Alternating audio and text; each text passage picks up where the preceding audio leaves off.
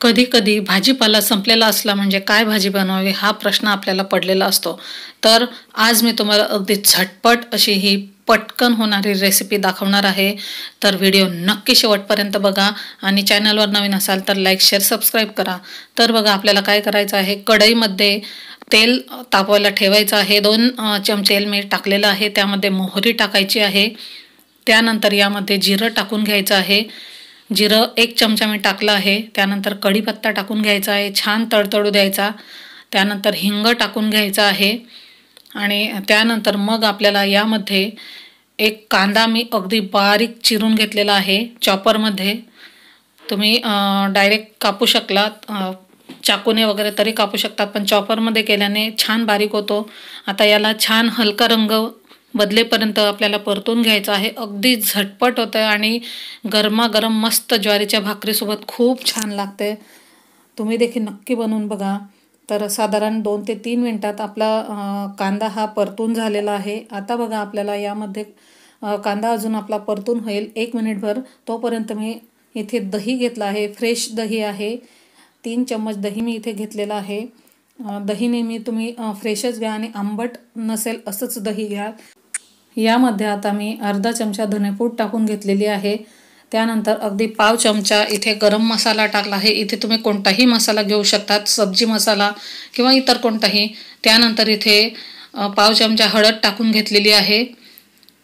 हळद टाकून झाल्यानंतर इथे लाल तिखट मी टाकून घेणार आहे. साधारण 1 चमचा लाल तिखट पुरेसं होतं, पण तरी देखील तुम्हाला कमी किंवा जास्त तिखट आवडत असेल त्यानुसार तुम्ही हे तिखट घालायचं आहे. आता हे छान एकजीव करून घ्यायचं आहे. छानपैकी मिक्स झाल्यानंतर हे बघू शकतात तुम्ही किती छानपैकी हे आपलं मिश्रण तयार झालं आहे. आता इकडे बघूयात आपला कांदा देखील छान परतून झालेला आहे.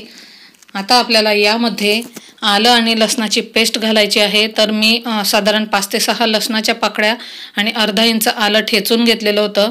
तुम्ही पेस्ट वापरू शकतात, पण ठेचलेलं आलं जेव्हा आपण कोणत्याही भाजीत खातो तेव्हा दाताखाली आलं म्हणजे खूप छान वाटतं, आलं किंवा लसूण. तर आता हे छान परतून घेतलं आहे मी अर्धा मिनिट. त्यानंतर यामध्ये एक मोठा टोमॅटो, तो देखील मी चॉपरमध्ये बारीक केलेला आहे, तो टाकून घ्यायचा आहे. आणि टोमॅटो बारीक केलेला असल्यामुळे पटकन परतून होतो. तर एकदा एकजीव केल्यानंतर आपल्याला साधारण 1 मिनिटभर लो फ्लेमवर हे न हलवता शिजू द्यायचं आहे. तर साधारणपैकी 1 मिनिटानंतर तुम्ही बघू शकता टोमॅटो आपला छान मऊ झालेला आहे. हे बघा. आता बघा यामध्ये आपल्याला हे जे मिश्रण आपण तयार केलं आहे, मसाले टाकलेलं दह्याचं, तर ते यामध्ये टाकून घ्यायचं आहे. आणि त्यानंतर लो फ्लेमवर हे छान आपल्याला परतायचं आहे. दही असल्यामुळे ते फाटू शकतं, त्यामुळे लो फ्लेमवर छान एकजीवसारखं हलवायचं आपण ते. आणि फक्त 5 ते 6 मिनिटात आपला हा पदार्थ तयार होतो. तुम्ही काहीही नाव देऊ शकतात, कांदा, दही किंवा काहीही देऊ शकतात तुम्ही. तर आता एकजीव केल्यानंतर आपल्याला यामध्ये चवीनुसार मीठ टाकून घ्यायचं आहे. आता यामध्ये मी पाणी टाकलेलं नाही. तुम्हाला जर वाटत असेल तर तुम्ही थोडं 2 ते 3 चम्मच पाणी टाकून याला शिजवून घेऊ शकतात. नाही टाकलं तरी देखील काही हरकत नाही. तर हे मी आता 2 ते 3 मिनटं छान असं शिजवून घेतलेलं आहे. बघू शकतात तुम्ही. अजून मला अर्धा मिनिट तरी हे शिजवून घ्यायचं आहे, म्हणजे अजून पाणी यातलं आटेल. तर बघू शकतात किती छान तेल सुटलेलं आहे. आपला हा दही कांदा तयार झालेला आहे. खूप छान लागतं. गरमागरम भाकरीसोबत किंवा चपातीसोबत खाऊ शकतात, किंवा डाळ भात वगैरे तुम्ही बनवला असेल तर तोंडी लावायला देखील हे बनवू शकतात. तर नक्की बनवून बघा.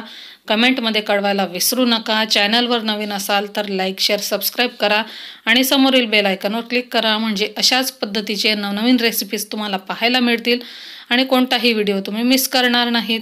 तर चला मग पुन्हा भेटू अशाच एका नवीन रेसिपीसह नवीन व्हिडिओमध्ये. पूर्ण व्हिडिओ पाहिल्याबद्दल धन्यवाद.